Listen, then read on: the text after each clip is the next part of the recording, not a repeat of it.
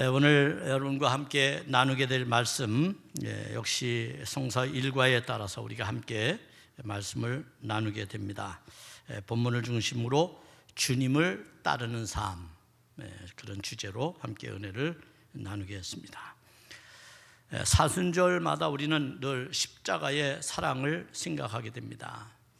십자가라고 하는 것은 과연 무엇이고, 그 십자가를 따른다는 것은 과연 무엇이며, 내가 그리스도인이 되고 주님을 따른다는 것은 어떤 의미가 있는지 한번 묵상하기 위해서 앤드류 마리아라고 하는 분의 이야기 속에 담긴 진실이라는 책에 나오는 일화를 여러분들에게 좀 소개를 해드리겠습니다. 사막의 교부라고 일컬어지는 마카리우스라고 하는 분이 있어요. 사막의 교부 그러면 사막에서 성경을 열심히 연구하고 그리고 필사하고 가르치는 사람, 이렇게 이제 볼 수가 있겠죠. 그분이 꿈속에서 주님을 만났습니다. 주님을 만났는데 안타깝게도 주님은 무거운 십자가를 지고 계셨습니다. 주님이 무거운 십자가를 지고 있으니까 마카리우스가 너무 주님을 사랑한 나머지 주님께 달려가서, 주님, 그 십자가 제가 대신 지겠습니다, 이렇게 주님께 말씀을 드렸는데 주님은 아무런 대꾸도 하지 아니하고 오직 앞만 보고 지나쳐 가시는 겁니다. 마카리우스는 섭섭했습니다. 그렇지만 그는 포기하지 아니하고 주님께 다시 간청하러 달려갔습니다. 그리고 주님, 제발 저에게 십자가를 넘겨주십시오 라고 말했습니다. 그런데도 주님은 이번에도 아무런 대꾸도 하지 아니하고 십자가를 지고 가는 겁니다. 마카리우스는 가슴이 아프고 당황스러웠지만 포기할 수 없었습니다. 주님이 너무나도 외롭고 고통스러웠기 때문이죠. 그래서 주님께 달려가서 마카리우스는 다시 한번 요청합니다. 그 십자가를 내가 지겠습니다, 애원하듯 말했습니다. 그랬더니 주님께서 무거운 십자가를 진 채 마카리우스를 뒤를 돌아서 바라보면서 마카리우스에게 이렇게 말씀하는 겁니다. 손으로 마카리우스의 등 뒤를 가리키면서 하는 말씀이, 아들아, 이것은 내 십자가이다. 내가 조금 전에 내려놓은 너의 십자가는 저기 있지 않느냐? 내 십자가를 져주려고 하기 전에 내 십자가부터 먼저 지려무나 라고 말했습니다. 마카리우스는 뒤를 돌아보았습니다. 그랬더니 그곳에 자신의 십자가가 덩그러니 뒹굴고 있었습니다. 마카리우스는 얼른 달려가서 그 십자가를 지고 주님께로 왔습니다. 그런데 놀랍게도 조금 전까지 주님이 지고 계셨던 십자가가 보이지 않는 겁니다. 마카리우스는 물었습니다. 예수님, 십자가는 어떻게 하셨습니까? 그때 주님께서 이렇게 대답을 해 주셨습니다. 십자가는 내 아들, 네가 사랑으로 내 십자가를 질 때 내 십자가를 지는 것과 같음으로 나는 그 십자가를 벗을 수 있었단다. 다시 말하면 마카리우스가 자신의 십자가를 질 때 예수님은 그 십자가를 지지 않아도 되는, 예수님의 십자가와 자신의 십자가가 동일하다고 하는 것을 마카리우스가 깨닫게 되었다는 겁니다.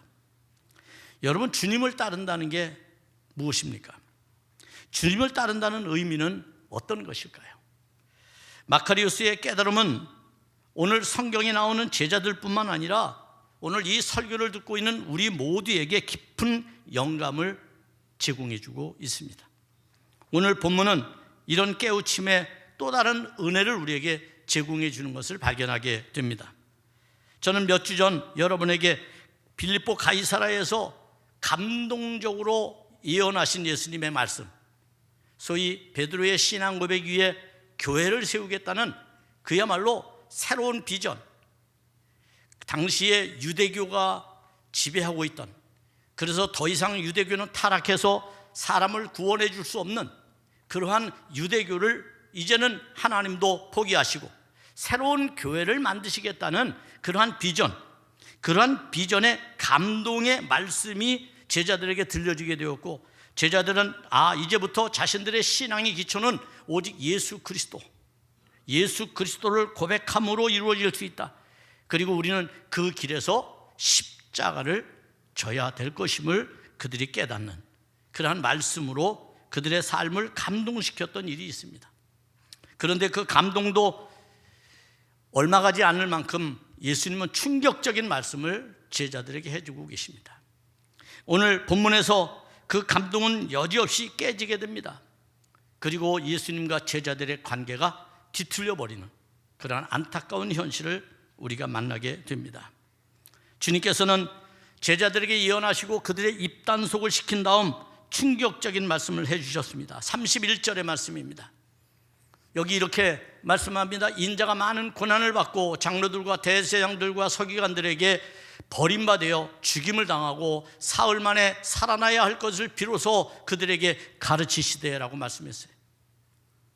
조금까지만 해도 감동이 밀려오고 새로운 비전에 아주 사기충천했던 제자들, 그런데 얼마 못 가 그들의 마음에 찬물을 끼얹듯 예수님께서 고난당하시고 죽으시겠다고 말씀하시니까 제자들은 이내 자신들의 조금 전의 감동은, 은혜는 온데간데 없이 감정이 그들의 삶에, 그들의 마음에 싹트기 시작했습니다. 그래서 감정적으로 반응하게 되었습니다. 32절의 말씀입니다. 드러내놓고 이 말씀을 하시니 베드로가 예수를 붙잡고 항변하매라고 성경은 증언합니다. 베드로가 제자들의 대표성을 갖는 사람 아닙니까? 초대교회의 대표입니다. 그러한 베드로가 모든 크리스찬, 초대교회를 대표해서 예수님께 항변했다는 겁니다. 단지 베드로 개인으로 여러분을 취급하면 안 됩니다. 성경은 초대교회의 고백이기 때문에 그것은 굉장히 중요합니다. 이처럼 예수님의 십자가 순환 예고를 들은 베드로는 강한 반대를 예수님 앞에 하고 있었던 것입니다. 하지만 이 일이 예수님에게 얼마나 중요한 일인지 베드로의 행동에 대해서 예수님은 가차없이 사탄의 행위라고 규정하셨습니다. 그것이 본문에서 말씀하고 있는 내용입니다. 그래서 결국 이 사탄에 대한 꾸짖음이 33절에 기록되어 있는 것을 볼 수가 있습니다. 이 33절에 베드로를 꾸짖는 예수님의 말씀, 즉 다시 말하면 베드로를 꾸짖어 이르시되 사탄아 내 뒤로 물러가라. 내가 하나님의 일을 생각하지 아니하고 도리어 사람의 일을 생각하는도다 라고 하는 이 예수님의 비난, 소위 말하면 이 베드로에 대한 예수님의 책망, 여러분은 너무 과하다고 생각하십니까?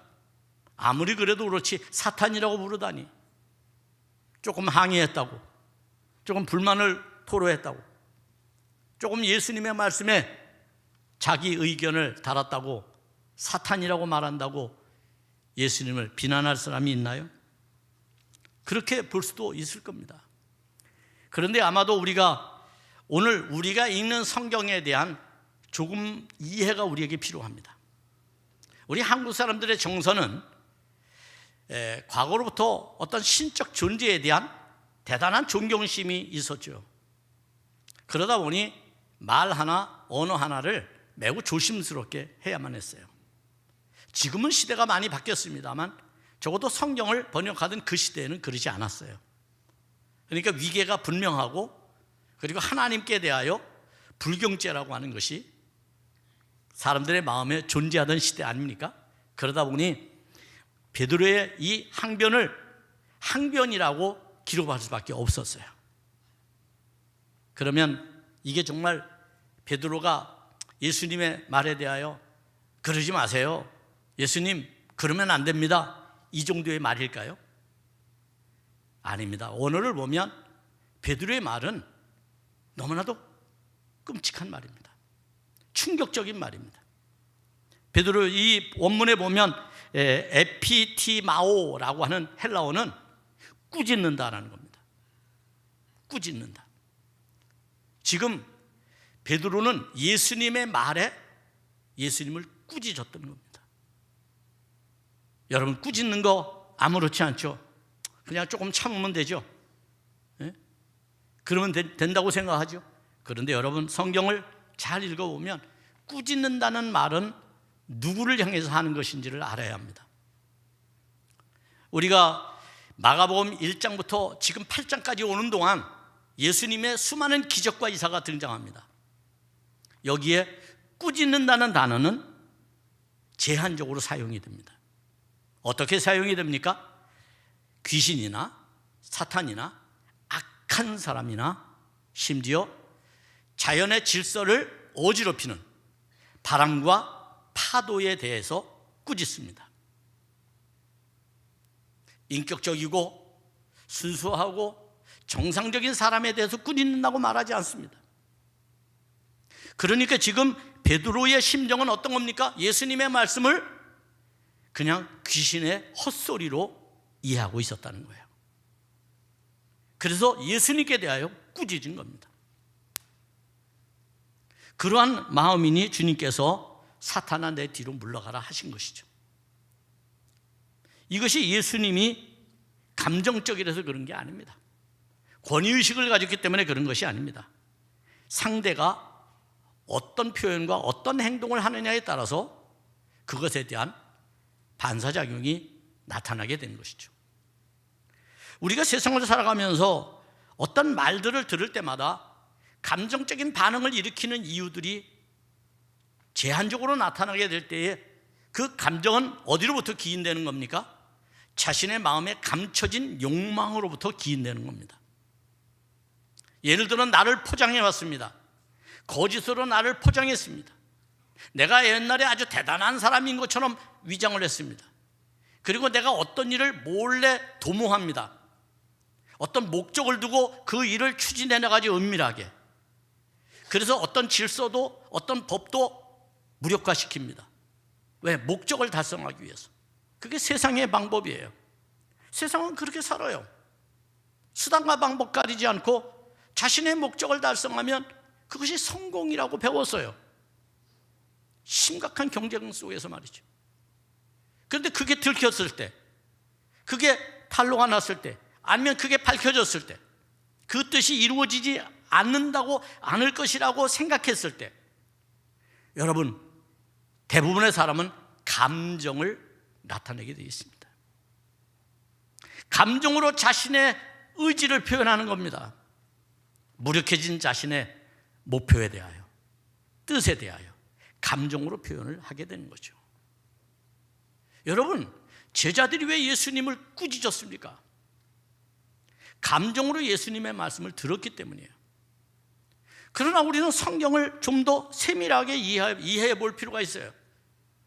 전혀 감정적인 이야기가 나올 필요가 없는 말씀이에요.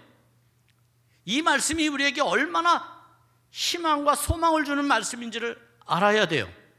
그것이 필요합니다. 사람들은 자기의 욕망에 따라서 자기의 의식을, 인식을, 어떤 것에 대한 인식을 하게 되죠. 이게 인식론이라고 하는 건데요.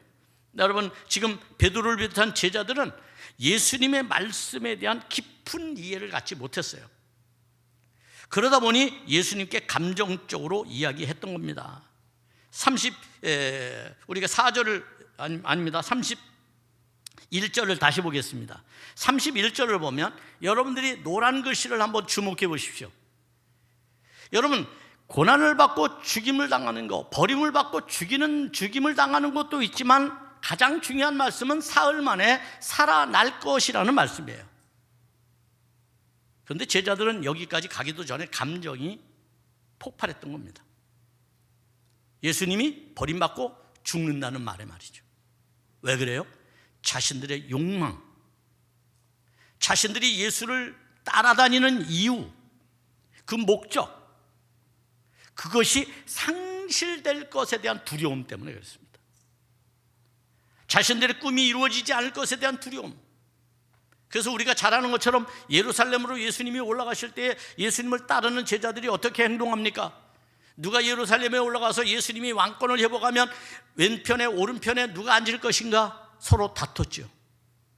심지어 어머니들이 와서 치맛바람을 일으킵니다.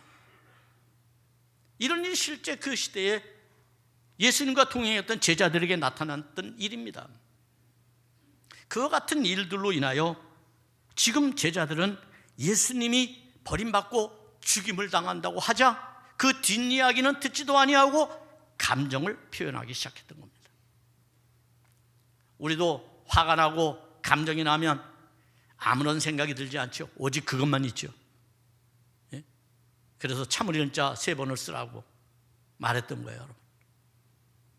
긴 호흡을 3번만 하면 그 위기를 피해갈 수 있는데 그저 드립다 감정을 막 쏟아냅니다. 주워 담지도 못할 말들을 쏟아냅니다. 이런 습관으로부터 우리가 성경을 읽는 사람이면, 신앙생활을 하는 사람이면 배워야 됩니다. 그리고 그것이 잘못되었을 때는 철저히 회개가 필요한 것이죠. 우리가 하나님 앞에서 우리 자신을 돌아보는 것은 매우 중요한 일입니다. 우리를 돌아보지 않으면 안 됩니다. 그래서 오늘 본문에도 그와 같은 말이 너무나도 중요하게 취급이 되고 있다는 것을 깨닫습니다. 여러분, 제자들은 생각했던 겁니다. 자신들의 영달, 소위 말하면 예수님을 앞세워서 자신들의 꿈을 이루려고 했던 그러한 것이 하루아침에 무력화되는 것, 숲으로 돌아가는 것, 의미 없어지는 것에 대해서 분노했던 것이죠. 그러나 성경은 이 시점에서 우리에게 무엇이 신앙이고 무엇이 믿음인지를, 무엇이 복음인지를 우리에게 깨닫게 해줍니다. 그것은 마가복음의 구조를 우리가 다시 좀 이해할 필요가 있습니다. 마가복음의 전체적인 구조를 한번 보면, 지난주에 여러분 어떤 설교를 들었습니까? 예수님께서 첫 일성으로 사람들에게 말씀을 선포하지, 회개하라, 천국이 가까이 왔다, 하나님의 나라가 가까이 왔다. 마가는 이 예수님의 일성의 말씀을 뭘로 규정합니까? 하나님의 복음 말씀으로 규정합니다. 예수님이 전했던 하나님 나라는 하나님의 말씀이에요. 그리고 난 다음 복음의 역사가 어떻게 이루어집니까? 1장을 지나면서 마가복음을 여러분들이 읽어보면 알겠지만 8장까지, 오늘의 본문 이전까지 신바람 나는 일들이 펼쳐집니다. 기적과 이사가 가득 차 있습니다. 온갖 질병, 온갖 귀신이 떠나갑니다. 그야말로 신바람이 나는 일들이, 제자들이 얼마나 예수님을 따르면서 신바람이 났겠어요. 야, 우리가 이런 걸 다 경험하니 우리 스승님은 이런 분이야 라고 얼마나 여러분 손가락을 치켜들지 않았겠습니까? 프라이드가 이름 말할 수 없이 높아지지 않았겠습니까? 그런데 8장을 지나면서 놀랍게도 예수님은 고난에 대해서 이야기하기 시작합니다. 싸늘한 겁니다, 여러분. 조금 전까지만 해도 기사와 이적으로 흥분하고 감동받고 너무나도 기뻤던 그들이 그토록 싫어하는 고난을 받아야 한다는 말에 얼마나 많은 마음의 근심과 걱정을 하겠습니까? 기독교 복음이 무엇입니까, 여러분? 기독교 복음에 대한 이해를 높이기 위해서 8장 26절에 보면 굉장히 재미있는 성경 구절이 나옵니다. 여기 이렇게 말씀합니다. 26절부터 26절, 8장 26절 이전 한번 볼까요? 이전에 좀 제가 성경을 잘못, 이에 그 눈에 다시 안수함에 그가 주목하여 보더니 나서 모든 것을 밝히 보는지라 라고 말씀을 해요. 근데 성경을 우리가 자세히 좀 보면 무엇을 보느냐라고 물을 때에 이렇게 이야기를 합니다. 여기 24절에 보면 아주 재미있는 표현이 나와요. 24절 한번 보여주실래요? 24절, 마가복음 8장 24절.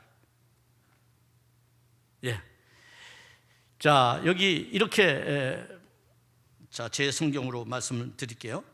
쳐다보며 이르되 사람들이 보이나이다. 자, 무엇이 보이느냐라고 물었습니다. 예수님이 맹인에게 고침을 받았습니다. 무엇을 보느냐라고 물었더니 뭐라고 대답합니까? 나무 같은 것들이, 사람들이 보입니다. 그 다음에 나무 같은 것들이 보입니다. 걸어가는 것이 보입니다 라고 점차 보이는 밝기가 달라집니다. 왜 이렇게 기록할까요, 성경은? 여기는 의도가 있는 거겠죠. 여러분, 어떻게 보면 이제 드라마로 말하면 하나의 1막이 끝나고 2막이 전개되는 과정 속에 연결점이라고 보시면 돼요. 이 사건은. 그러니까 성경은 그냥 써진 게 아니에요. 그냥 제자들이 또 다니며 일기 쓰듯이 예수님이 사건을 일으킨 걸 쓴 게 아니라 성경은 마가복음 1장부터 마지막 장까지 짜임새 있게 구조를 맞춰 놓은 겁니다. 굉장히 중요한 거예요. 그래서 놀라운 거죠, 오히려. 자, 그럼으로써 변화가 일어나는 거예요. 이제는 그냥 막 기사와 이적으로 다 막 흥분했던 그들이 이제는 차분히 바라보니 점점 세상이 보이기 시작하는 겁니다. 그들이 보지 못했던 세계가 보이기 시작하는 겁니다. 그게 점진적인 눈의 밝기로 이 말씀을 표현하고 있는 거예요. 그러면서 예수님에 대하여 희미하게 봤던 그들이 명확하게 보기 시작하는 거죠. 그것은 바로 고난에 대한 주님의 예언으로부터 시작된다고 말할 수 있습니다. 여러분, 그래서 8장 27절 이후에 보면 예수님이 3번씩이나 고난에 대해서 말씀합니다. 고난받고 죽으시겠다는 말씀을 3번씩이나 이야기를 합니다. 그리고 후반부로 가면 또 한 번의 맹인을 고치는 사건이 나옵니다. 그 사건에서는 놀랍게도 한 번에 보고 그리고 그가 예수를 따라갔는데 그 예수의 길이 무엇입니까? 그게 죽음의 길이었습니다. 이게 놀랍도록 성경이 우리에게 말씀해 주시고 이해력을 돕는 그러한 구조라고 얘기할 수가 있을 겁니다. 그렇습니다. 복음이라는 것은 무엇입니까? 참된 제자의 길이라는 것은 어떤 겁니까? 소위 말하면 반쪽 복음을 따르는 것은 진정한 복음이 될 수 없습니다. 그저 기사와 이적만을 흥미로워서 즐거워서 기뻐서 좋아서 따라다니는 것은, 믿는 것은 참된 제자의 길이 아니라는 거예요. 적어도 제자는 그 다음 장에 주어질 고난도 묵묵히 이겨낼 수 있어야 합니다. 그게 제자의 길이라는 거예요. 여러분, 우리가 신앙에 대한 구조를 잘 이해할 필요가 있어요. 그러다 보니 우리도 예수님의 십자가에 대해서 교리적으로만 이해를 하고 그렇구나 라고 그동안 생각해 왔던 겁니다. 소위 예수님께서 십자가를 지신 것은 나의 죄를 위해서 지신 거야. 나는 그 예수님을 믿으면 내 죄는 깨끗하게 사함받고 구원을 받아. 여러분, 이거 틀린 얘기는 아니지만 그러나 나의 이야기는 아닌 거예요. 예수님의 이야기일 뿐인 거죠. 나의 이야기가 되면 어떻게 돼야 될까요? 그 다음 예수님의 말씀을 우리가 깊이 새겨 들어야 합니다. 결국은 우리가 이러한 예수님을, 지난주에도 제가 관념적 신앙에 대해서 말을 했습니다만, 이처럼 예수님을 그냥 우리 하나의 표상으로만 놓고 그냥 그분만 흠모하고 그분만 바라보는 그러한 삶이라면 그것은 복음이 우리 안에 들어오기는커녕 내 안에 머물지 못하는 그러한 삶이 된다는 겁니다. 그렇게 될 때 우리는 어떻게 합니까? 베드로처럼 우리의 삶에 고난이 찾아오고 역경이 찾아왔을 때 베드로처럼 주님에 대하여 여러분 꾸짖는, 주님을 헛소리나 하는 분으로 취급하는 그러한 상황에 빠지게 된다는 겁니다.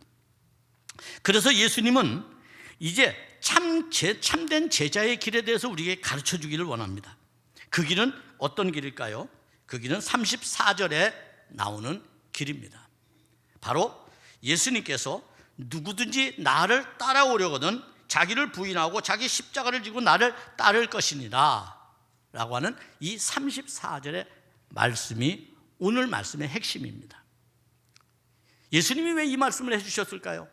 이제 제자를 가르치는 겁니다. 그동안은 예수님이 메시아이고 구원자로 그리스도로 이 땅에 오셨다는 것을 기사와 이적을 통해서 사람들로 하여금 믿게 했다면, 이제는 자기를 따르는 제자들, 그들에게 엄청난 사명을 줬잖아요. 교회에 새로운 비전을 줬단 말이죠. 그러면 그 교회는 세상에 대하여 어떤 위치에 있을까요? 박해받는 위치에 있다는 거예요. 고통받는 위치에 있다는 거예요, 교회가. 그러면 제자들이 그 교회를 지켜낼 것에 대한 비전을 오늘 말씀을 통해서 해주고 있다는 겁니다. 여러분, 우리는 여기서 두 가지 사실을 발견합니다. 제자들에 대한 태도입니다. 먼저 소극적인 것으로 자기를 부인하는 겁니다. 부인한다고 하는 말은 버린다고 하는 말과 같습니다. 자기를 버리는 행위, 자기를 부정하는 행위, 그것을 말합니다. 그 다음에 두 번째는 뭡니까? 자기 십자가를 지는 겁니다. 자기 십자가를 지는 겁니다. 근데 이거는 조건이 아닙니다. 이거는 예수님의 제자가 되는 방법일 뿐입니다. 그럼 조건은 뭘까요? 조건은 죄송하지만 없습니다. 예수님을 따르는데 조건을 다는 것은 거짓입니다. 예수님을 따르는 자는 조건이 없습니다. 예수님은 오늘 본문에서 24절을 34절을 다시 올려줘 보세요. 여기 중요한 말씀을 우리는 기억해야 합니다. 그것은 바로 뭡니까? 나를 따라오려거든 뒷부분에 나를 따르라, 이렇게 말씀하는 거예요. 나를 따라오려거든 나를 따르라. 너 나 따라오고 싶어? 그럼 따라. 조건이 없어요. 제가 가운데 있는 건 방법이라 그랬죠. 자기를 부인하는 것, 자기 십자가를 지는 것, 그건 방법이에요. 따르는 데 대한 방법, 조건이 없어요. 제자들을 부르면서 예수님이 조건을 붙였나요? 조건을 붙이지 않았어요. 제자들도 예수님 따라가면서 예수님 따라가면 우리에게 무슨 복을 줄 겁니까? 얼마를 줄 겁니까? 뭐가 되게 할 겁니까? 물었습니까? 안 물었습니다. 여러분, 그리스도를 따른다고 하는 것, 신앙을 따른다고 하는 것은 조건이 없어요. 조건을 붙이는 것은 우리의 욕망을 드러내는 겁니다.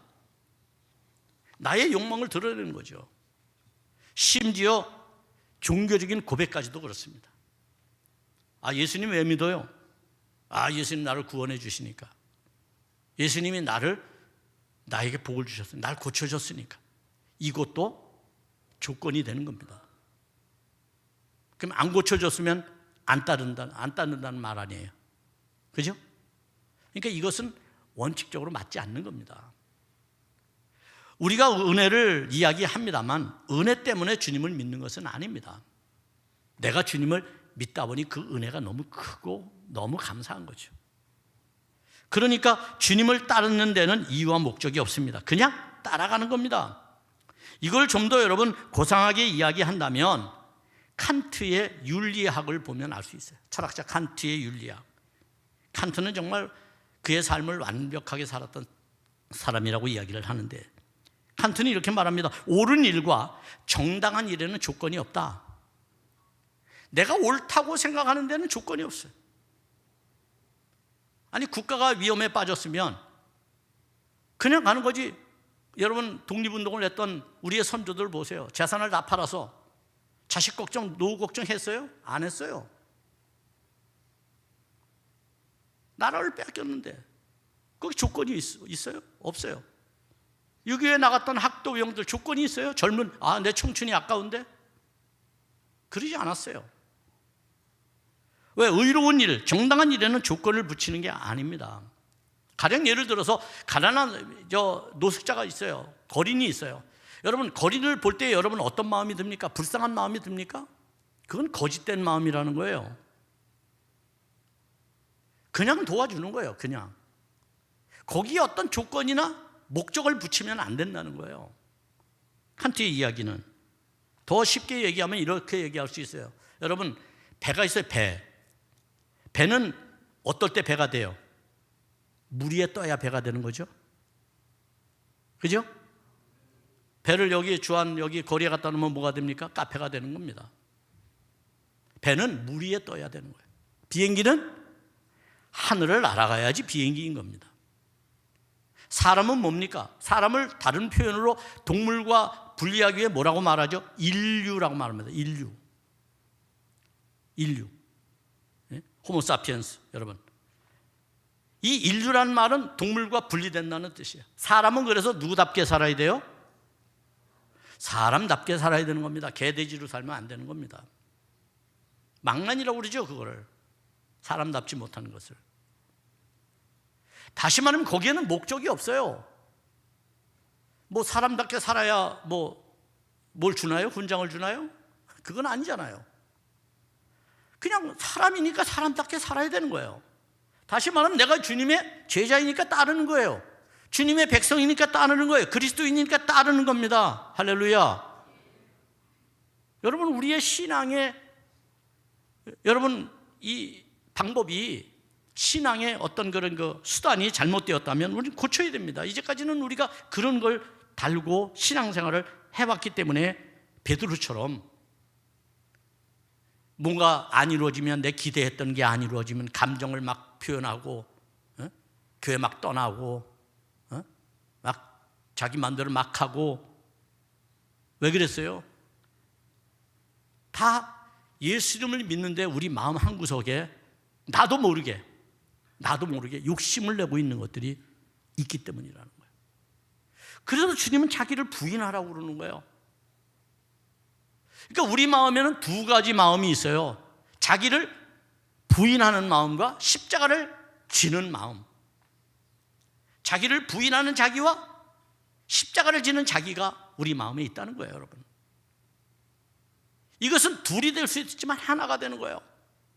자기를 부인하면 자기가 있어요, 없어요? 없습니다.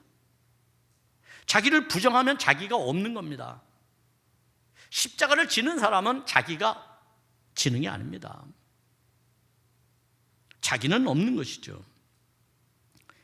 따라서 우리는 하나님 앞에 십자가를 져야 된다라고 말할 때 이 말은 거짓된 자아를 벗어나 그리스도로 인해서 새롭게 창조된 삶을 살아가라는 의미로 받아들여야 됩니다. 거짓된 자아, 그동안 우리 포장해왔던 게 얼마나 많아요.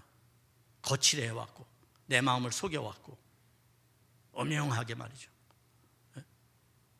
업무를 꾸미고 막 뭐가 되기 위해서 막 그냥 남을 속이고 이래왔던 일이 얼마나 많아요. 그런 것으로부터 우리를 벗어나라는 거예요. 부인하라는 거예요. 자기 자아를.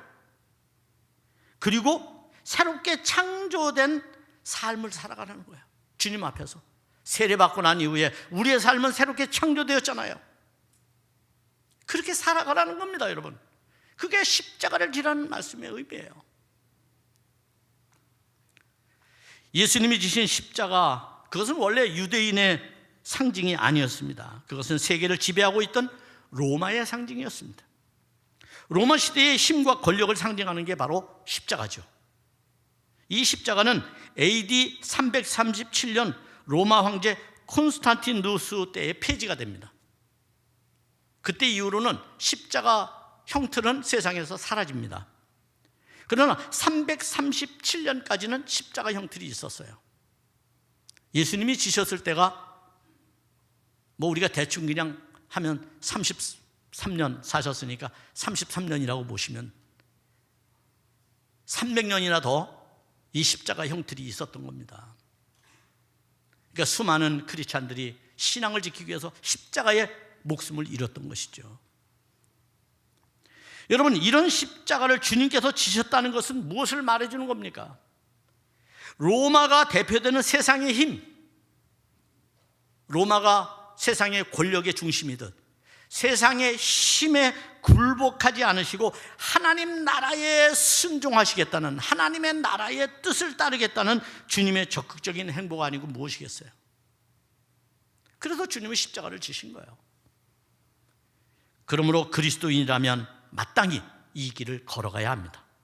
그래서 바울은 이것을 크리스찬의 표대라고 말하고 있습니다. 빌립보서 3장 14절입니다. 표대를 향하여 그리스도 예수 안에서 하나님이 위에서 부르신 부름의 상을 위하여 달려가노라. 표대가 예수 그리스도라면 우리는 당연히 십자가의 길에서 만나야 됩니다. 십자가의 길에서 저와 여러분이 만나야 됩니다. 그러면 우리가 십자가를 생각하면 죽음을 먼저 떠올리게 될 텐데, 그러면 그 십자가는 목숨을 잃는 허망한 길입니까? 예수님의 그 말씀, 다음 말씀을 기억하십시오. 35절의 말씀입니다. 이렇게 말씀합니다. 누구든지 자기 목숨을 구원하고자 하면 잃을 것이요, 누구든지 나와 복음을 위하여 자기 목숨을 잃으면 구원하리라. 무슨 말씀입니까?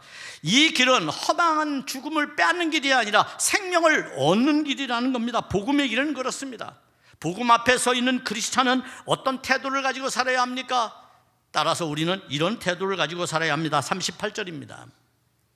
누구든지 이 음란하고 죄 많은 세대에서 나와 내 말을 부끄러워하면 인자도 아버지 영광으로 거룩한 천사들과 함께 올 때에 그 사람을 부끄러워하리라. 사랑하는 여러분, 부끄러운 인생 살지 마시기를 바랍니다.